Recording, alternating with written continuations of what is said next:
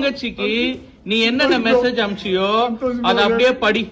நீ இப்ப படிக்கலனா அவ போட்டோ வேற நீ அனுப்புற. அசிங்கமா சாரி தங்கச்சி வேற. சொல்லு சொல்லு என்ன பண்ண சொல்லு. என்ன தப்பு? யாரு பேரு எத்தனை வாட்டி பாத்திருக்கேன் என் தங்கச்சிய? ஒரே வாட்டி பாத்துட்டு ஒரே வாட்டி மெசேஜ் மன்மதி உன் நினைப்புல. என் தங்கச்சிக்கு நீ என்னென்ன மெசேஜ் அனுப்பிச்சியோ அத அப்படியே படி.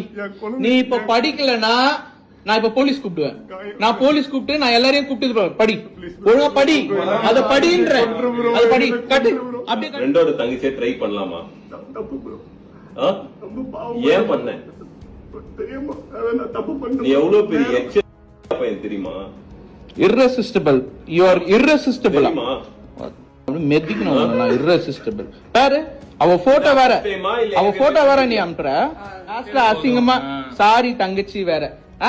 சாரி தங்கச்சியா? சொல்லு. நீ போயிட்டு பண்ணல பண்ணிட்டு நீ இங்கே வர சில் பண்றதுக்கு. அதெல்லாம் கூட பிரச்சனை இல்ல. ஃபர்ஸ்ட் தங்கச்சி சாரி தங்கச்சின்னு சொல்லிட்டு அத்தனை நாள் மெசேஜ் தங்கச்சி சரி நீ சாரி தங்கச்சின்னு சொன்னல, எதுக்கு நீ அடுத்த நாள் உன்னை நான் தங்கச்சியா பார்க்க முடியலன்னு மெசேஜ் பண்ண? நீ சொல்லு.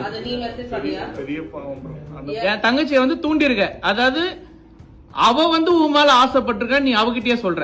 ஏய் அச்சு போட்டுறோம் உன்ன நானு. இப்ப இந்த வீடியோ வெளியே வந்துச்சுன்னா உன்னை பத்தி அம்பலம் வெளியே வருமா? இது எப்படி இந்த வீடியோ எடிட் பண்ணிட்டாங்க, மார்க் பண்ணிட்டாங்க, இந்த வீடியோ எல்லாரும் வாய்ஸ் ஓவர் பண்ணிட்டாங்க அப்படிலாம் சொல்லுவியா? அதாவது யூடியூப்ல உட்காந்து ஃபால்ஸ் அலிகேஷன்ஸ் குடுத்துட்டு இருக்கிய உட்காந்து எல்லாருக்கும் எப்படிலாம் மேனிபுலேட் பண்ணலாம், எப்படிலாம் இது பண்ணலான்ட்டு. உன் குழந்தைங்க இருக்கட்டும். இப்ப இந்த வீடியோ அனுப்பிச்சிடலாமா எல்லாருக்கும்? சொல்லு விஷ்ணு.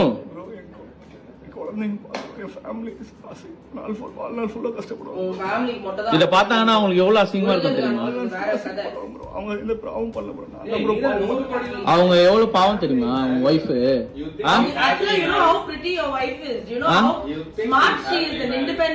அவங்க இருக்கிறதுக்கும் இதுக்கும் நீ ஏன் இப்படி இருக்க? அவங்களுக்கு கூட சொல்லுங்க கூப்பிட்டு நான் சாரி கேட்டுக்கிற மன்னிப்பு. ஆனா இது வீடியோ குழந்தைங்க எல்லாம் வெளியே வந்துச்சுன்னா ஃபேமிலியே அவங்களும் சேர்ந்து கஷ்டப்படுவோம். வாழ்நாள் எல்லாரும் கஷ்டப்படுவாங்க.